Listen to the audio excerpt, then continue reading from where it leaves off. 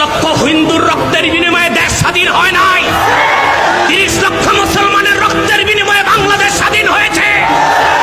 যতদিন পূর্বাকাশে সূর্য উদিত হয়ে পশ্চিমে ডুববে, ততদিন বাংলাদেশের রাষ্ট্র ধর্ম ইসলাম থাকবেই থাকবেই থাকবে।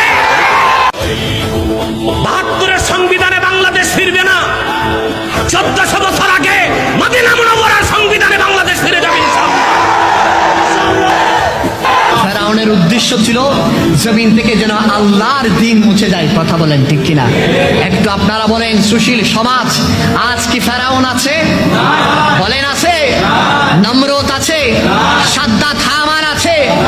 আবু লাহাব, আবু জাহাল, উতবা, সাইবা, ওয়ালিদ বিন মুগিরা আছে? কিন্তু ইসলাম আরো জুড়ে বলেন। যতদিন পর্যন্ত পূর্ব দিগন্তে সূর্য উদিত হবে, পশ্চিম দিগন্তে অস্ত